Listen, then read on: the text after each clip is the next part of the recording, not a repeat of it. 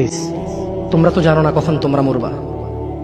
শোনো, তুমি অপরাধ করিও যদি তোমার মনে হয় আল্লাহ তোমাকে দেখে না, তখন করিও। তুমি অপরাধ করিও যদি তোমার মনে হয় আল্লাহ তোমাকে জিজ্ঞেস করবে না, তুমি নিশ্চিত বেঁচে যাবা। তুমি অপরাধ করিও যদি তোমার মনে হয় যে আল্লাহ তোমার জন্য জাহান্নাম নির্ধারণ করবে, আর তুমি আল্লাহকে বলবা আল্লাহ আপনি বললেই হবে না আমি জাহান্নামে যাব। যদি এই ক্ষমতার অধিকারী হও তাহলে তুমি অপরাধ করিও। তোমাকে বলি, ইয়া মহিলা, মা, বোন, চাচা, চাচি, নামাজ ছাড়া মানুষ মুসলমান থাকে না। ওয়াল্লাহি আমি বলছি না কোথায় বাঁধবেন, তর্ক পরে। আমি বলছি আপনি নামাজটা স্টার্ট করেন। আমি বলছি না যে তারা ওই 20 রাকাত পড়বেন না 8 রাকাত পড়বেন। আমি বলছি যে আপনি পড়েন, 2 রাকাত হইলেও পড়েন। আমি বলছি যে আপনি ঈশার নামাজ 15 রাকাত দরকার নেই, আপনি শুধু 4 পড়েন। আমি কি বলছি সুন্নত বাদ দিতে? আমি বলছি যে তুমি পড়ছো না, শোনো, ভয় পেও না, ঈশার নামাজ 15 রাকাত তোমার উপরে ফরজ নয়। আমি তোমাকে না করছি না 15 রাকাত পড়তে, আমি বলছি যে তুমি নামাজই পড়ো না, 4 পড়ো। এই 4 রাকাত ঈশা না পড়লে তুমি মুসলিম নও, 3 রাকাত মাগরিব না পড়লে তুমি মুসলিম নও, 4 রাকাত আসর না পড়লে তুমি মুসলিম নও। দেখো আমাকে দোষ দিও না, বুখারী খোলো, সালাত অধ্যায়ে যাও, আযান অধ্যায়ে যাও। আল্লাহর নবী বলেছে তারা ওরা কাফির, ওরা মুশরিক, ওদের আর আমি মুহাম্মদুর রাসূলুল্লাহ সাল্লাল্লাহু আলাইহি ওয়াসাল্লামের উম্মতের মধ্যে পার্থক্য হচ্ছে নামাজ। ও সাহাবা, ও উম্মত, তুমি চিনবা মুহাম্মদের উম্মতকে সাল্লাল্লাহু। ও আমার উম্মত, তুমি কি আমার উম্মতকে চিনতে চাও? শোনো, তারা যারা আমার উম্মত না, আর এরা যারা আমার উম্মত। ওটা আমার উম্মত যারা নামাজ পড়ে না, আমার উম্মত।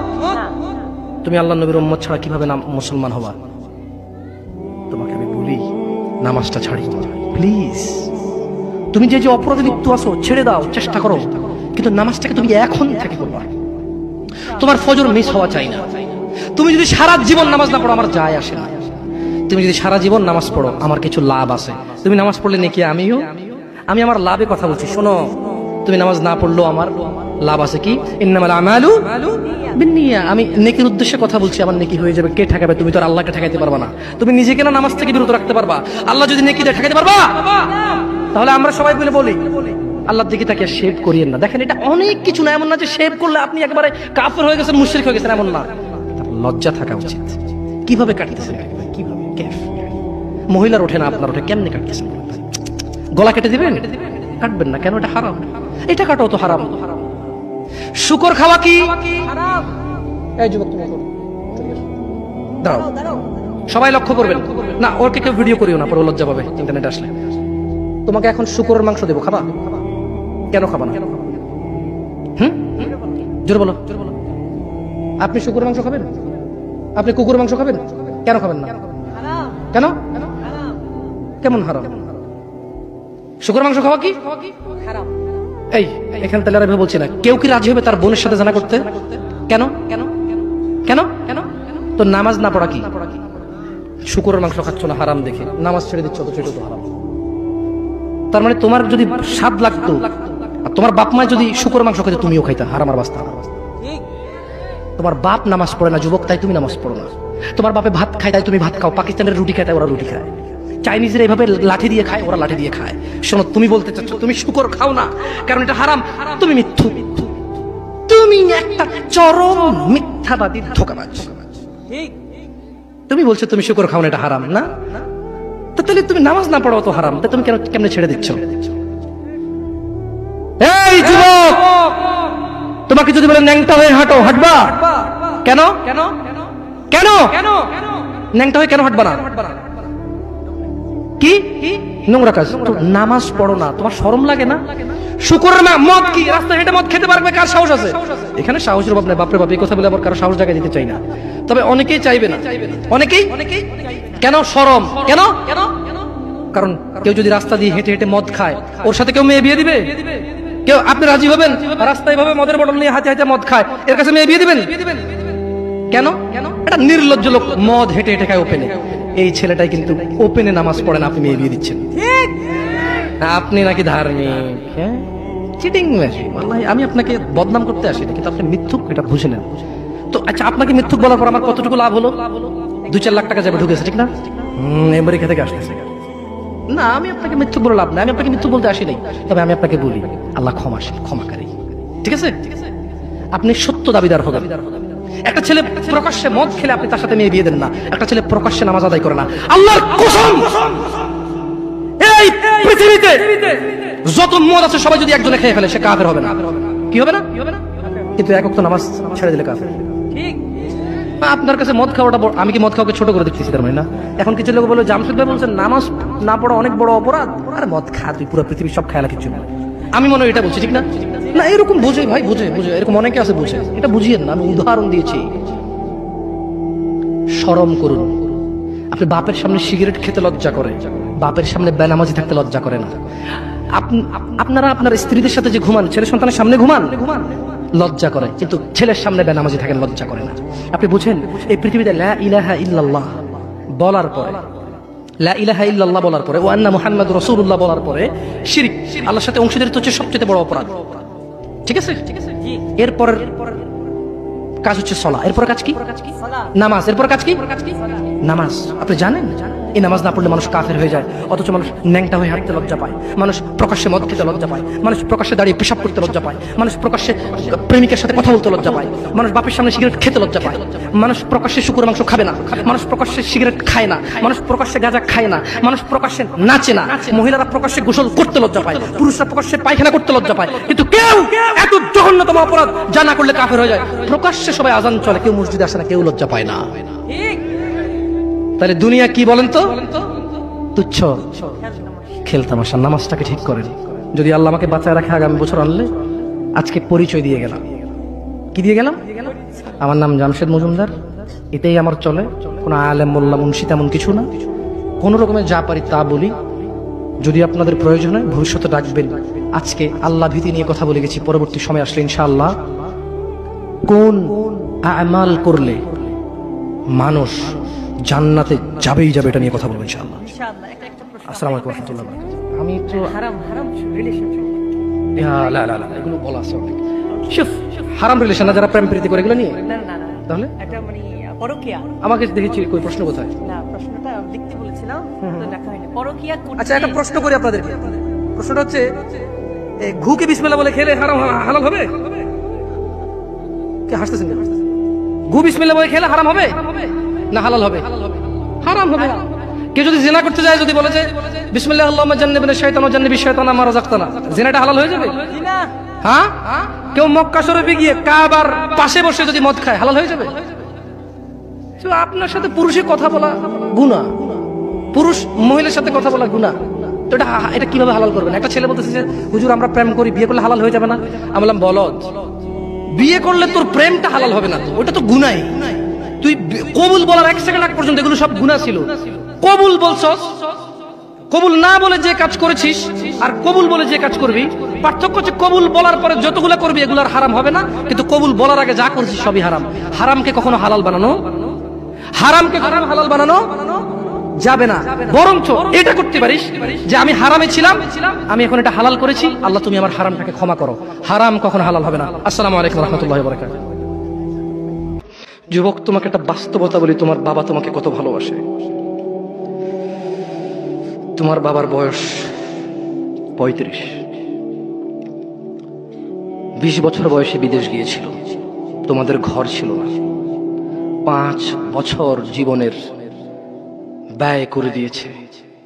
বাবা মা, আত্মীয় স্বজন, বন্ধু বান্ধব, ক্রিকেট, ফুটবল, ক্যারাম, কত দাওয়াত, কত আপনজন মারা গেছে, সব ব্যয় করে 25 বছর বয়সে দেশে এসে বিয়ে করেছে ঘর দিয়ে তোমার মাকে।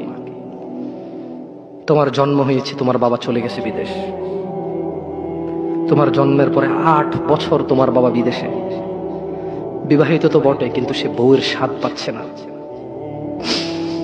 তুমি প্রেমিকার পিছনে ঘোরো, 15 বছর বয়স তোমার, 20 বছর 22 বছরে বাইক লাগবে তোমার। তোমার বাবা বিয়ে করা সত্ত্বেও সে তার যৌবন কাটাতে পারেনি তার বউয়ের সাথে, মানে তোমার মায়ের সাথে, তোমার জামা কাপড়ের ব্যবস্থার জন্য।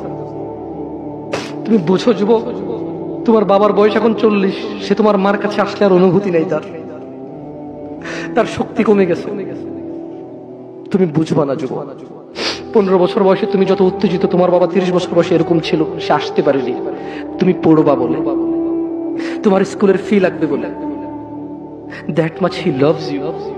তোমার বাবা তোমাকে এত ভালোবাসে। জি, তোমার এই খারাপ বাবাটা যে তোমাকে বাইক নিয়ে দেয়নি, তুমি নষ্টামি করো, মেয়েদের পিছনে করো, মোবাইল রিচার্জ করে দাও মেয়েদের, তোমাকে যে ডেলি 500 টাকা করে দিতে পারে না, এই লোকটা যদি 60 বছর বয়স পায়, তার জীবনের 20টা বছর সে এমন 20টা বছর, যে 20টা বছরে সে হাড় ভাঙা পরিশ্রম করতে পারত, করছে, তোমার মায়ের দেখা সে পায়। এমন মূল্যবান যৌবন 20টা বছর দিয়েছে, 50 বছর বয়সের দেশে আসছে।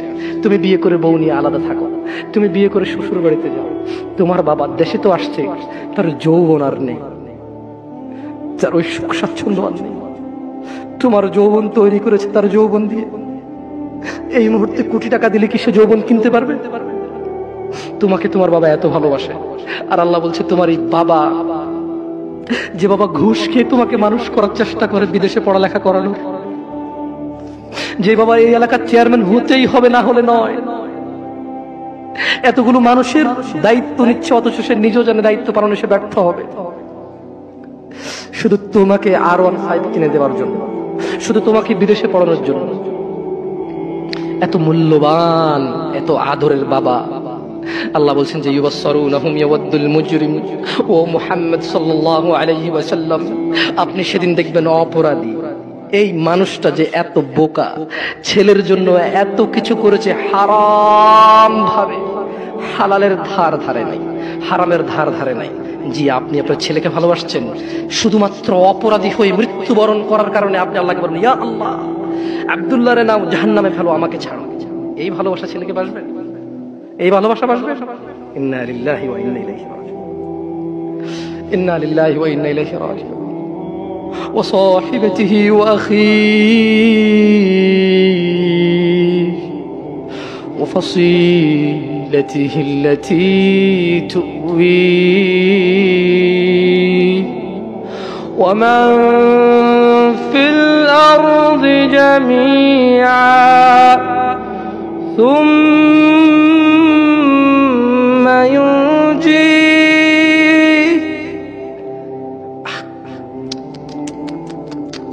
আমার মনে হয় না এই সূরাটা আমি শেষ করতে পারবো। ইন্না লিল্লাহি। আল্লাহ গুলো কি বলছে? আল্লাহ বলছে যেদিন আকাশ রঙিন গলিত ধাতুর মতো হবে, অপরাধী বাঁচতে চায়, বন্ধু বন্ধুর খবর নেবে না, অপরাধী বাঁচতে চাইবে তার অপরাধ থেকে নিজের সন্তানের বদলে, ইয়া আল্লাহ লে সন্তানকে যা খুশি কর, আমারে বাঁচা। এরপর বলবে ইয়া আল্লাহ ওয়া সাহিবাতিহি ওয়া আখি, আল্লাহ আমার এই সুন্দরী বউর জন্য আমি কত অপরাধ করলাম, আল্লাহ তারে নেও, যা খুশি করো, আমারে ছাড়ো। আমার ভাই অমুক মেয়েকে রেপ করেছে, আমার ভাই অমুকের মাথা ফাটিয়েছে, আমার ভাই জুয়া খেলে, আমার ভাই অন্যায় করে, আমি মেম্বার ছিলাম, চেয়ারম্যান ছিলাম, আমার মেম্বারও ছিলাম না, চেয়ারম্যানও ছিলাম না, দাদার 100 বিঘা জমি ছিল, এলাকার একটা প্রভাবশালী মানুষ, আমার ভাইয়ের অন্যায়কে আমি অন্যায় করিনি, 30,000 টাকায় ওই মেয়ের ইজ্জতকে ঢেকে দিয়েছি। এইরকম আদরের ভাইটাকে বলবে সাহিবাতিহি ওয়া আখি, ইয়া আল্লাহ বউকে নাও, ভাইকে না হও, ওয়া ফাসিলাতিহি আল্লাতী তুওয়িহি, বলবে ইয়া আল্লাহ আমার বংশ, আমি অন্যায় করলে যারা আমাকে আশ্রয় দিত, ইয়া আল্লাহ আমি হারাম করলে, অন্যায় করলে যারা আমাকে আশ্রয় দিত, ওদের সবাইকে নাও, সবাইকে নাও, আমাকে কি করো, কি করো। এখানে এসে ক্ষান্ত হবে না, বলবে ওয়ামান ফিল আরদি জামিআন সুম্মা ইউনজি, ইয়া আল্লাহ জি, যে 200 বিঘা জমির জন্য ছেলের কাছে মেয়ে দিয়ে দিয়েছেন, মেয়ের ধার্মিকতা ছিল, কিন্তু আপনি বাবা হয়ে পাগল হয়ে গেছেন, 200 বিঘা জমির মালিকের সাথে আত্মীয়তা করবেন, আপনার মেয়ে সুখে থাকবে, ছেলে গাঁজা খায়, নামাজ পড়ে না, দাড়ি চাচা, মদখোর, আপনি প্রভাবশালী মানুষের সাথে আত্মীয়তা করবেন, আপনার মেয়েটা তার জীবনে শুধু ভাত খেলে নাকি সুখী থাকবে, আত্মীয়তা করেছেন 200 বিঘা জমির মালিকের সাথে। ধুর, আল্লাহ বলছে যে ইয়া মুহাম্মদ, ও মুহাম্মদ সাল্লাল্লাহু আলাইহি ওয়াসাল্লাম, ও নবী, আপনি দেখবেন এই লোকটা কি চাইবে সেদিন, জানেন? ইয়া আল্লাহ ওয়া ফাসিলাতিহি আল্লাতী তুওয়ি ওয়া মান ফিল আরদি জামিআন সুম্মা ইউনজি, ইয়া আল্লাহ এই দুনিয়ার মধ্যে যত স্বর্ণ হীরা মোতি মাণিক্য 100 200 500 পুরো পৃথিবী সমান, সব কিছু নাও, শুধু আমাকে আল্লাহ ছেড়ে। সম্ভব? দুনিয়া আল্লাহর কাছে মাসির দানার মতো, কিসের মতো? তো আপনার এই উপহার আল্লাহর কাছে কি? আমি এই জন্য আগে বলেছিলাম, আপনারা আল্লাহর কথা বুঝলে খুব সহজ। দুনিয়া আল্লাহর কাছে মাছির টানার মতো, আরো তুচ্ছ। তো আপনি যদি পুরো দুনিয়ার শব্দ বলেন যে আল্লাহ এই নাও দুনিয়ার সব, আল্লাহর কাছে এটা কিসের মতো না?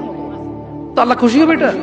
আপনারা কেউ এসে বললো এই নে মশার ডানা আমার সার, লাথি মার বুঝে বেটা ভুট বলে মতো সব সহায়ওয়ালা গলাদ। ঠিক বলছি না ভুল বলছি? আচ্ছা আমি আসি। খাল্লা না ইন্নাহা লাযা, ও মুহাম্মদ এই অপরাধী ছেলে দিবে, বউ দিবে, ভাই দিবে, আত্মীয় স্বজন যারা আশ্রয় দিত তাদের দিবে, পুরো পৃথিবীতে এবং পৃথিবীতে যা আছে সব দিবে। খাল্লা না, আমি আল্লাহ মানবো না। ইন্নাহা লাযা, নিশ্চয় জাহান্নামের এই আগুনটা হচ্ছে লেলিহান আগুন, নাযাআতাল লিশ-শাওয়া, যা তার চামড়া খসে দেবে। তাদউ মান আদবারা ওয়া তাওয়াল্লা, জাহান্নাম ওকে ডাকবে।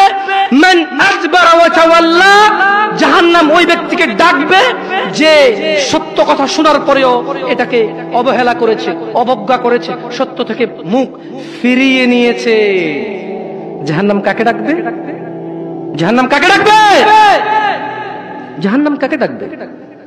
আপনারা মনে আমার কথা বুঝেন না, আমি কি আরো স্লো বলবো? একটু স্পষ্ট বোঝা যায়? জাহান্নাম কাকে ডাকবে? যে সত্য থেকে মুখ ফিরিয়ে নেয়। বলুন দাড়ি কেন চাচ্ছেন এবার বলুন?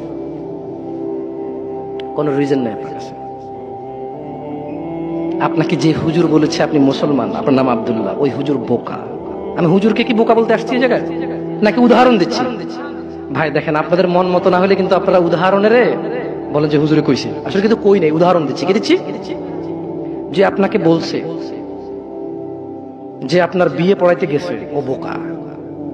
যে জানে যে আপনি নামাজ পড়েন না, কি পড়েন না, আর আপনাকে লা ইলাহা ইল্লাল্লাহ পড়ে কবরও দিচ্ছে, লা ইলাহা ইল্লাল্লাহ পড়ে আপনার বিয়েও দিচ্ছে, ওই হুজুর বোকা। ও নিজেই হুজুর না, ও নিজে কিনা। কারণ সবচেয়ে বড় হুজুর কে? মানুষদের মধ্যে সবচেয়ে বড় হুজুর কে? জনাবে মুহাম্মাদুর, একটু জোরে বলেন, জনাবে মুহাম্মাদুর। তো উনি বলেছেন মান তারাকা সালাহ, যে নামাজ ছাড়লো ফাকাদ কাফার, সে কুফরি করলো। রাসূল কি বলেছে বলেন তো সবাই? রাসূল কি বলেছে? এবার আপনি গেছেন ওকে লা ইলাহা ইল্লাল্লাহ বলে বিয়ে পড়াইতে, আরে ওর কিসের বিয়ে? ও বলবে অং বং চং চং পং পং, যা পারে তা বলে বিয়ে পড়াবে। আমি খুব তুচ্ছ বলছি মনে না আপনাদেরকে? শরম লাগে না? কি দুই নাম্বারই করবেন না প্লিজ। আপনি নামাজ পড়েন না আর আমি এটা বললে দোষ, আপনি না পড়লেও দোষ না, আর আমি বললেই দোষ। তো যে জিনিস বললেই এত দোষ, আপনি এই জিনিসটা করতেছেন না, কত দোষ চিন্তা করেন। বুঝতে পারছি না? শুনুন, কথা শর্ট করবো ইনশাআল্লাহ, অনেক রাত হয়ে গেছে, আপনারা কষ্ট পাচ্ছেন। ইয়া নাস, হে মানুষ, আল্লাহকে ভয় করো। প্রশ্ন তো আসে আমার কাছে, প্রশ্ন শোনার পরে ঘুম আসে না সারা রাত আমার। কি প্রশ্ন? হুজুর, একটা মেয়ে ডিভোর্সি, তার সাথে আমার যোগাযোগ হয়, কথাবার্তা হয়, বিবাহর যা সম্পর্ক সবই হয়। এখন আমার কাছে মনে হয় মেয়েটা লোভী, সে গিফট চায়, আর অন্যান্য ছেলের সাথে মনে কথা বলে। কিন্তু ইয়েতিম মানুষ, আমারও দয়া লাগে। আমার কি মেয়ের সাথে সম্পর্ক কন্টিনিউ করা জায়েজ হবে? আমি কি কয়? আপনি হাসতেছেন, আমার সারা রাত ঘুম আসে না। আমার বউ আমারে কয় তুমি কি পাগল হয়ে গেলা, নিজে নিজে হাসো কেন? আমি বলি যে হাসবো না, কি করবো বুঝতেছি না, জবাব দিব কি আমি? মানে প্রশ্ন এখন আর এটা না যে কোনো মেয়েকে বিবাহ করা ছাড়া কথা বলা যাবে কিনা। কয়েক বছর সম্পর্ক করে, বিবাহের সব সম্পর্ক করে, এখন তার মনে হয় লোভী, অন্য ছেলের সাথে কথা বলে। আবার মেয়েটা ইয়েতিমও, ওর সাথে এখন কথা বললে, কথা বলা ছেড়ে দিল, ওর আগেও ছেঁকা খাইছি তো, একটা ডিভোর্স হয়ে গেছে, মানে কোনো বদদোয়া লাগবে কিনা আবার। বলেন আমি কি জবাব দিব? আমার কাছে আসে প্রশ্ন। ইন্না লিল্লাহি ওয়া ইন্না ইলাইহি রাজিউন। যাই হোক, ওদের সোর্স অফ নলেজ আমার জানা নেই। মেয়ে খুব পর্দাশীল, কেন আপনার বোন নাই? ওই মেয়ে কি আকাশ থেকে পড়ছে নাকি? ওকে যাও, তোর কোনো বাবা নেই? ওর বাপ কি নিঃসন্তান নাকি? ওর বাপ কি, ওর বাপের কি পুত্র সন্তান নেই নাকি? ওর মেয়ের কি ভাই নাই নাকি? ওকে আকাশ থেকে আসছে, বিদেশ থেকে ওকে ইম্পোর্ট করে নিয়ে আসা হয়েছে। ছিলেন না আপনারা ওদেরকে? ছেলে একটা ঘুরঘুর ঘুরঘুর ঘুরঘুর করে, কি ওকেও ভালোবাসে। তো আপনি কিভাবে জানেন আপনাকেও ভালোবাসে? আপনি তো পর্দা করেন, আপনাকে রিচ করছে কিভাবে সে? আমি এটা জিজ্ঞেস করছি। আমাকে বলে যে 2 বছর থেকে একটা ছেলে ঘুরে, আমি আমার বাবার পছন্দ ছাড়া বিয়ে করবো না, ওকে বলেছি ভালোবাসে না, কিন্তু 2 বছর থেকে ঘুরে, কত মেসেজ পাঠায়। আমি বললাম যে আমি আপনাকে ব্লক করে দিলাম, দেখি আপনাকে মেসেজ পাঠান। ওরা আর এক আইডি দিয়ে 2 দিন পরে মেসেজ দিয়েছে, শেখ শেখ আমার আইডি একটু খুলে দেন। আমি বললাম দেখছেন, এটাকে ব্লক করে দিল, শেষ। কয়টা করবেন? একটা ছেলে, আপনি খুব ধার্মিক মহিলা, আপনাকে একটা ছেলে 2 বছর থেকে অ্যাপ্রোচ করে, আপনি খুব ধার্মিক আল্লাহ ভীরু, কিন্তু ওই ছেলে আপনার সাথে কথা বলার সুযোগ আপনি রাখছেন। আর একটা ছেলে আপনার ফেসবুক আইডি জানে, জানতে হবে কেন? আচ্ছা জেনে গেল, ঠিক আছে, বান্ধবীর থেকে জেনে গেছে, তো ও প্রেমের প্রস্তাব দিচ্ছে। আচ্ছা বুঝছি, ওর কাছে সুযোগ ছিল, দিচ্ছে। আমি তো করবো না, আমি করবো না, তো আমার সাথে করতে পারতেছে না প্রেম। আমি যদি না চাই যে আমাকে মেসেজ করবে না, তাহলে ওইটাও পারবে না। বোঝেন নাই কথা? একটা মেয়ে আমাকে বললো আই লাভ ইউ হুজুর, আমি বললাম যে আই এম সরি। সে বললো আমি ফাঁসি দিয়ে দেবো। আমার কি এই দেশে কোনো ল আছে নাকি কেউ বিয়ের প্রস্তাব, প্রেমের প্রস্তাব দিলে যদি রাজি না হয় ও ফাঁসি দিলে আমার দোষ আছে নাকি? এরকম পাগলামের সীমা আছে তো। কোন কোন কোন কোন স্কুল কলেজে পড়াশোনা করা ছেলে মেয়েগুলা ভয় পায় ওই ছেলে ব্লেডে হাত কেটে ফেলবে। আরে ওর হাত, ওর ব্লেড, ওর জীবন, ও কাটুক, আমার কি? আমার দোষ কি? আমাকে একজনে বলবে যে আই লাভ ইউ, আমাকে বিয়ে করে ফেলতে হবে, নাহলে ও মরে যাবে, আমার দোষ।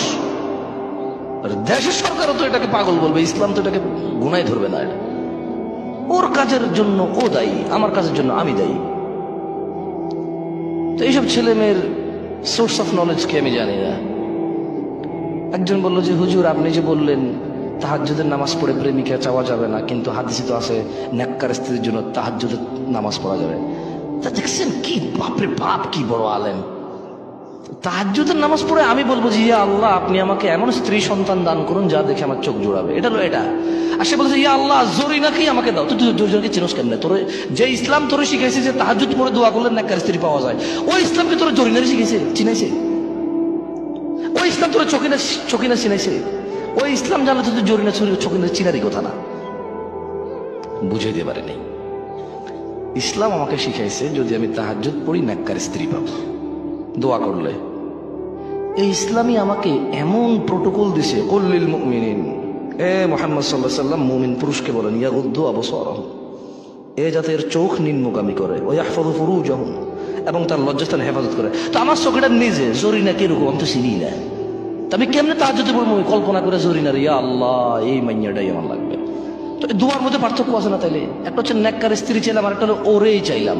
তো ওকে তোরে ইসলামে তো ওরে চিনার সুযোগই দেয় নাই। চিনোস কেমনে তাইলে? ও বেটা চিনোস কেমনে? ইসলাম তো আমাকে চোখে না জোরে নাকি চিনায় না, তাহলে আমি তাহাজ্জুদের নাম নিলাম কেমনে? ওর চেহারা কেমনে আমার চোখে বাসে?